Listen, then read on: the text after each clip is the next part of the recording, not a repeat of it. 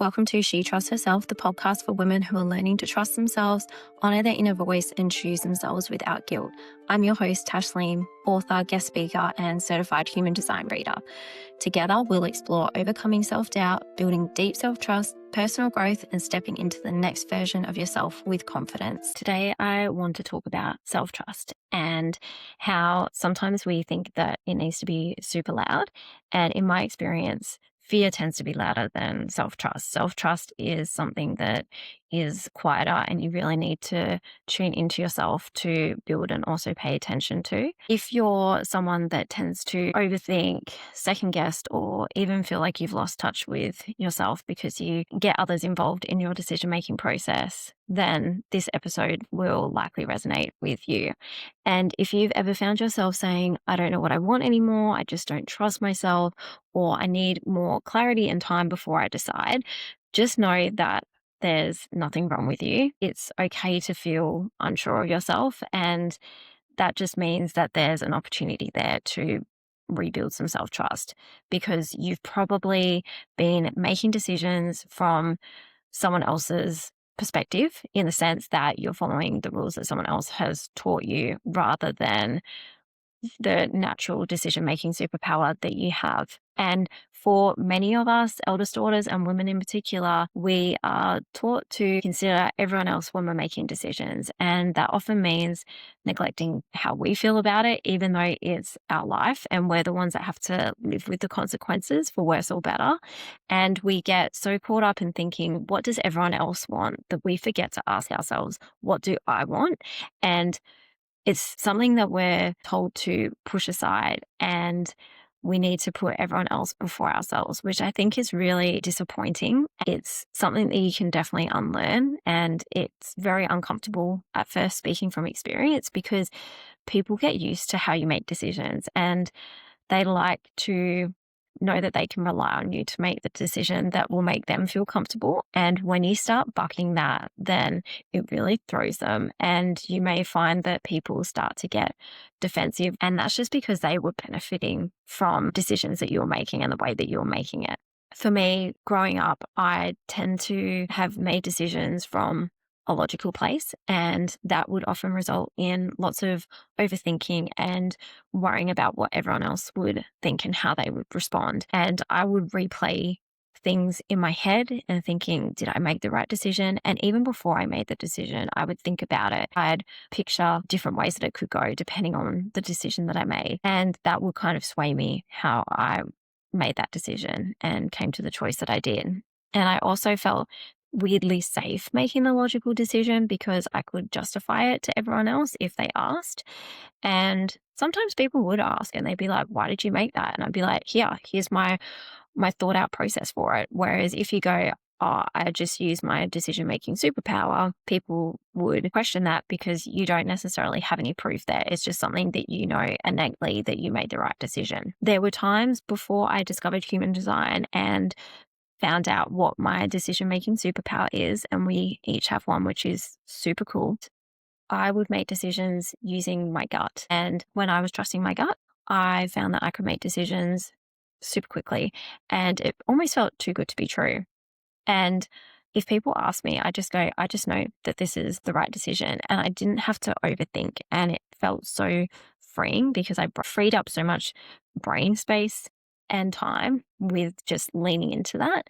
And looking back, those were some of the best decisions that I made. And of course, it makes sense because I was honoring my decision-making superpower. I wasn't bypassing it by outsourcing it to everyone else and getting them to tell me what their thoughts were on it, because they're not the ones that will be living it. And sometimes it's as simple as you're not sure what outfit to wear. So you just message a few people and you go, hey, I'm looking at these 3 different outfits. And you'll tend to find that they don't come back with the same response. They'll come back with, I like outfit 1. And then 2 people come back with, I like outfit 3. And so you're still left feeling confused because you go, well, which one should I wear? Because everyone's telling me different information. And that's where sometimes it's easier, albeit not always the most comfortable, to just make decisions yourself. And that's why rebuilding self-trust is so important, because you deserve to make the decision that feels right for you and you can back yourself. What we've been taught is confidence is decisive, fast, and unwavering. That if we really trusted ourselves, that we wouldn't hesitate. But the thing is with self-trust, it doesn't usually like scream at us. It's something we really have to pay attention to, especially if it's something that we need to rebuild. It usually feels really calm. And whether you trust your gut, you talk it out to other people and come to your decision, or you may need to make a decision from a place of emotional neutrality, or there's some other different ones as well, then you tend to find that it just feels calm when you reach the decision. You just know one way or another. Sometimes you don't even have to really think about it. You just know, and decisions are allowed to defy logic. And I know that if you have grown up thinking that you have to make the logical decision or follow your heart or trust your gut or whatever it may be that doesn't actually come naturally to you, that's probably going to feel really ugh to hear. But it's the truth. We can make decisions and it can be quick and easy when we're not overthinking and overanalyzing. I'll give you a perfect example. When Jesse and I were planning our wedding, this was before I knew human design and my decision-making superpower. And funnily enough, both of us have our gut as our decision-making superpower. When we were planning our wedding, we planned it within 4 to 6 weeks. And that was because each decision that we made, we didn't overthink it. We would speak to people, we would visit venues, and we probably visited 6 to 8 venues before we had our heart set on the one that we booked in the end. And we would walk in and we'd just be like, this is nice, but it's not us. There was just something that we couldn't agree on. And rather than compromise and go, oh, no, it's good enough, we knew that we would keep looking. And so we did. And then when we walked into what would eventually be our wedding venue, we went, yep, this is the place. We just looked at each other and we both knew we were like, we're booking this place. And the funny thing is, the only decision that we made for our wedding where we didn't actually trust our gut was our photographer.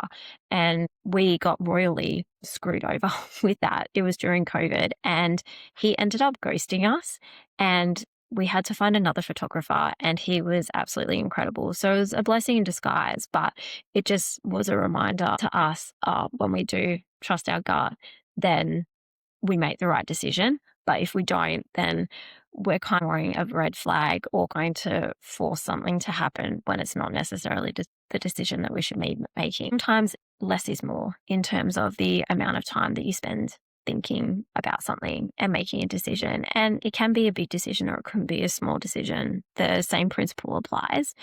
And once you start to prove to yourself that you can make the right decision and that's the one that feels good for you, where you don't overthink and think about everyone else and put yourself second, then that's when you start to rebuild that self-trust and it becomes quicker and easier to actually make decisions from that place. In comparison, if you look at fear or when you're making a decision from a place of should and obligation, then you tend to feel like you need to convince yourself that you're making the right decision.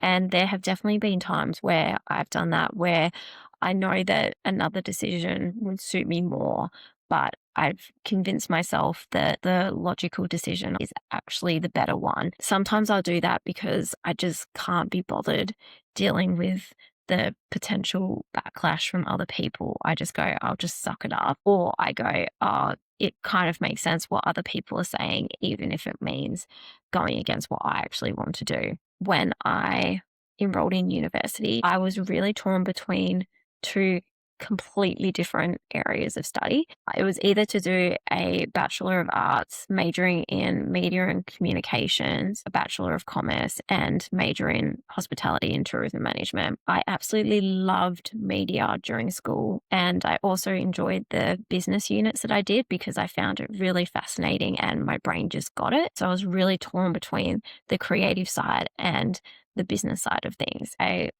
got some opinions from people around me and they said go with the Bachelor of Commerce because there's a lot more job security and job availability in that area than there is in the arts field. And it's really hard to make money and build a career in that. I kind of went against the way that I felt and was trying to think long term in terms of what would be better for me career wise.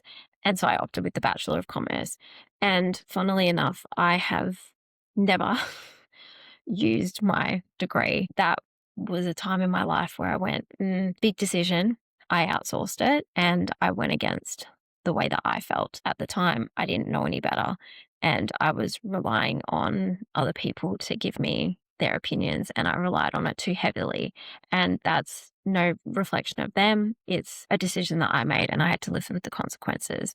But the thing is, if you ignore those niggles, especially the ones that tell you this isn't the right decision, you're making it for someone else, not for you, then that's going to chip away at your self-trust. Whereas if you hear that and go, okay, what's the decision I actually want to make?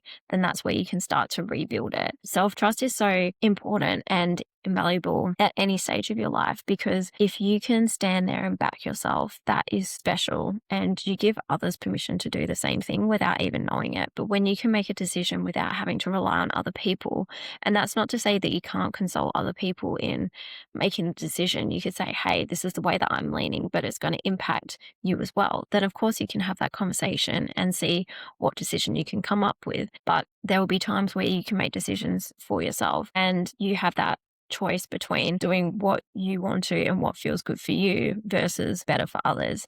And I hope in those situations you choose yourself. Sometimes it's not about outsourcing or asking others for answers. It's just about paying attention to how you feel. You can have that conversation with other people and pay attention to the language that you're using. If you're using the words like, I should do this or I have to do that, then chances are that's the decision you feel obligated to make. But if you go, oh, this feels like, or I'd like to do this, then chances are that's the direction that you should be leaning in. And if you can just give that a go and honor that and see the direction that it takes you in, then that's where you can start to rebuild that self-trust. And then you stop acting out of the overthinking and the people please part of you. If you want to know what your decision-making superpower is, then on my website at tashleem.com, you can generate a free human design chart, and your decision-making superpower is your authority. If you want to know more about that, then you can get in touch with me and book a personalized one-on-one human design reading where I will walk you through your chart and help you stop the overthinking and ditch the overwhelm for good and use your energy in a way that feels right for you. And that's a wrap on another episode. If this one resonated with you, I'd love for you to subscribe to the podcast so you don't miss any future conversations, and share it with someone else who's learning to trust herself again. You can connect with me on Instagram, Tash, where I share more about self-trust, personal growth, and human design. If you'd like to go deeper, you can explore my books and offerings, all designed to support you as you build self-trust and step into the next version of yourself with confidence. Until next time, please remember that you are not too much or too little. You're just you. Keep choosing yourself.